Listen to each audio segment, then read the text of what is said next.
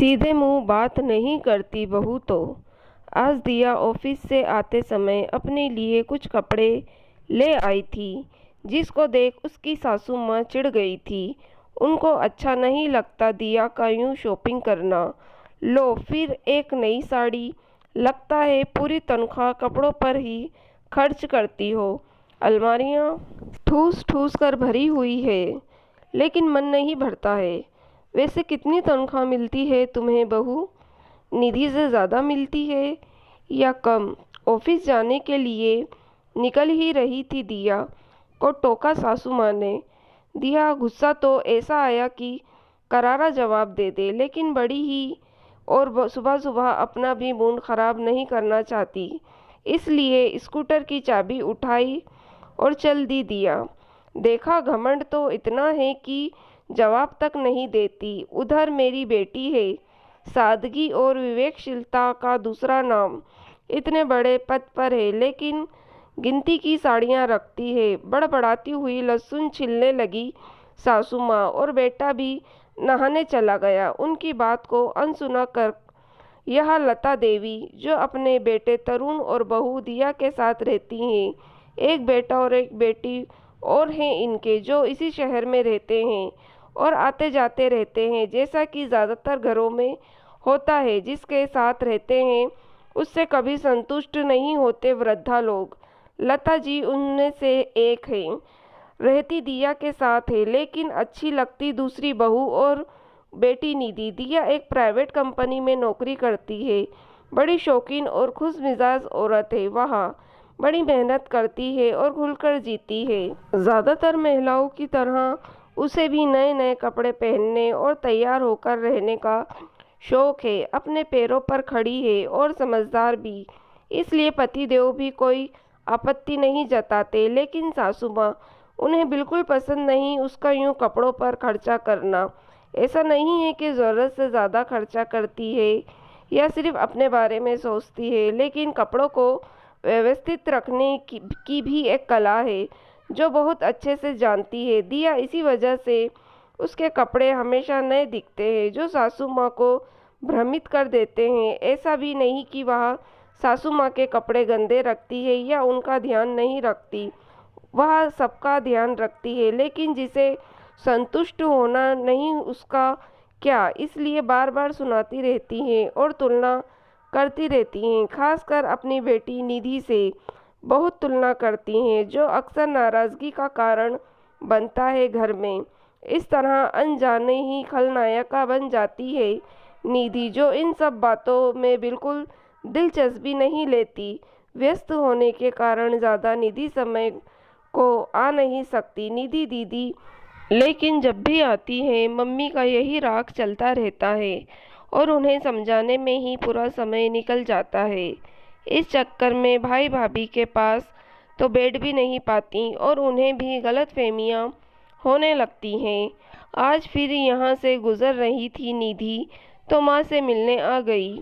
ऐसी गलतफहमियों की स्थिति में समझदार बेटियाँ भी नहीं चाहती कि भाई भाभी की अनुपस्थिति में मायके जाए, लेकिन माँ ने कोई दवाई मंगवाई थी और भाई भाभी के आने में भी ज़्यादा समय नहीं था, इसलिए चली गई। माँ भी खुश हो गई। मन की बात जो भी हो, बेटी से तो कहती ही है माँ। उन्हें तो आज सुबह से ही खुजली हो रही थी मुंह में, इसलिए शुरू हो गई। पता है आज फिर नई साड़ी पहननी थी, 1000 से कम नहीं होगी। उस पर तरह तरह का मेकअप, पता है इस 15 दिन में ब्यूटी पार्लर जाती है। तुम भी तो उसी की उम्र की हो, फिर भी कितनी विवेकशील हो। लेकिन उसे तो लगता है कि घर ही नहीं सूझता, ना पैसा बचाना ना सही जगह लगाना, बस उड़ाता। पता नहीं इतने कितने रुपए कमाती होगी, तुम्हें पता है कुछ? क्या तनख्वाह मिलती होगी उसे? मेरी तो किसी बात का जवाब नहीं देती। नाराज़गी से बोलती जा रही थी मम्मी, फिर शुरू हो गई। आप कितनी बार बोला है कि यूँ तनख्वाह नहीं पूछते किसी की। इतना कमाती होगी तभी तो खर्च करती होगी। मुझसे और आपसे तो नहीं मांगती, फिर उसका अपना अपना शौक होता है मम्मी।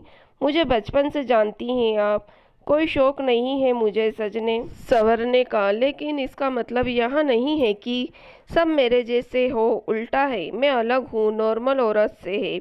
जिस तरह आप अपनी बहू को सुनाती हो कि खर्चा करती रहती है और नखरे करती है, उस तरह मुझे यह कहते हैं कि कंजूस है।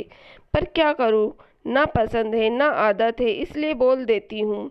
निधि ने जवाब दिया, अरे शौक पूरे करने से कौन मना करता है, लेकिन बचत भी तो कोई चीज़ है। ऐसे ही चलता रहा तो बुढ़ापे के लिए क्या बचाएगी। पता है उसकी उम्र में मैंने खुद ही बचत से 10 तोला सोना खरीदा था और ये कपड़ों में उड़ा रही है।